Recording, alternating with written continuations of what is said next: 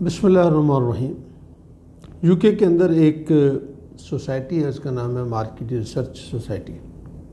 اس کے دنیا بھر میں کوئی 60 سے زیادہ ممالک کے اندر اس کے ممبر ہیں، ہزاروں کمپنیز اس کے ممبرز ہیں۔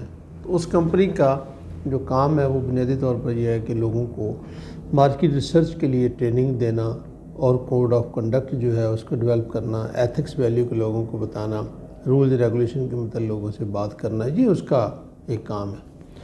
مجھے بھی اپنی تعلیم کے دوران جو بھی آج کل میں حاصل کر رہا ہوں ایسر یونیورسٹی میں اسٹوڈنٹ کے طور پر، تو میں نے جب ان کی ویب سائٹ دیکھی تو اس کی ویب سائٹ کے اوپر ایک سینٹنس لکھا ہوا تھا، بلکہ سینٹنس کیا تھا، 2 لفظ تھے۔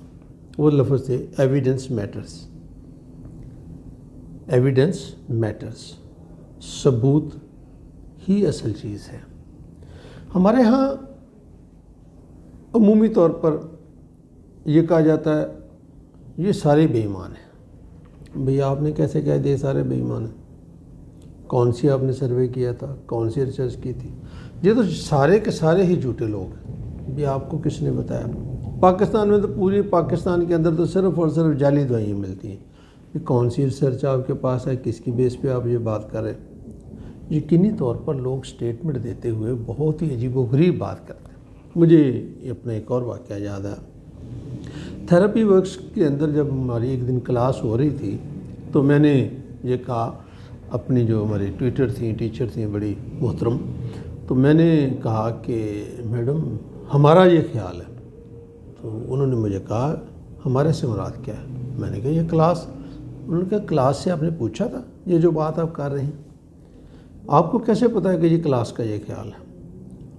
میں خاموش ہو گیا، کیونکہ ہمارے ہاں تو عادت ہی یہ تھی کہ بھی ہم بات کرتے ہوئے یہی کہتے ہیں ہمارا یہ خیال ہے۔ بھی آپ کا خیال کس بنیاد پر ہے؟ آپ میں ہمارے میں کون کون شامل ہے؟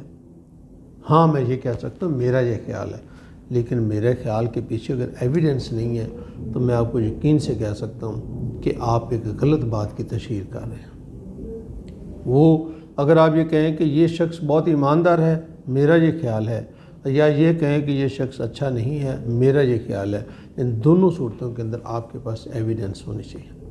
اگر آپ کو قرآن پاک کا وہ واقعہ یاد ہو جس کے اندر کچھ صحابہ کہیں گئے اور کوئی ایسی اطلاع آئی اور اس کے نتیجے کے اندر ایک کوئی لڑائی ہوئی، تو پھر قرآن نے ہمیں قانون بتا دیا کہ جب بھی تمہارے پاس کوئی بندہ خبر لے کر آئے اس کی تحقیق کر لیا کرو۔ یہ قرآنی اصول ہے، بتایا گیا ہے۔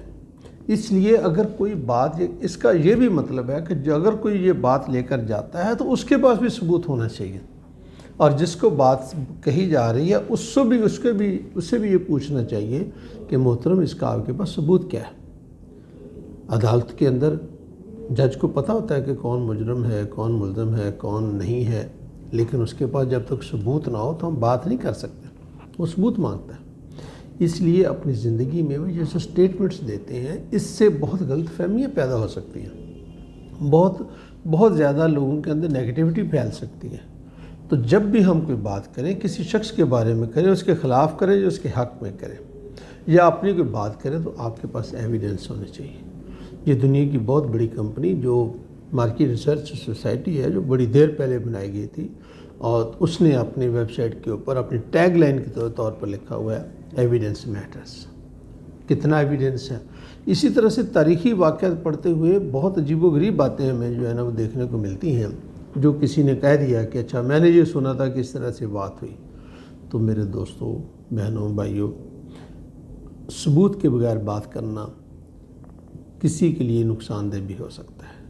کوشش یہ کریں کہ جب بھی بات کی جائے تو ثبوت کے ساتھ کی جائے، اور دوسری طرف جب کوئی بات آپ سے کرے تو آپ بھی سے پوچھ لیں کہ بھائی اس کا ثبوت کیا ہے، اس کا ایویڈنس کیا ہے، کہ آپ کے پاس کیا پروف ہے کہ جو آپ بات کر رہے ہیں وہ ٹھیک ہے۔ اگر یہ دونوں چیزیں مل جائیں گی تو انشاءاللہ العزیز جب بات صحیح آپ تک پہنچے گی تو آپ صحیح فیصلہ کرنے کی پوزیشن میں ہوں گے انشاءاللہ العزیز۔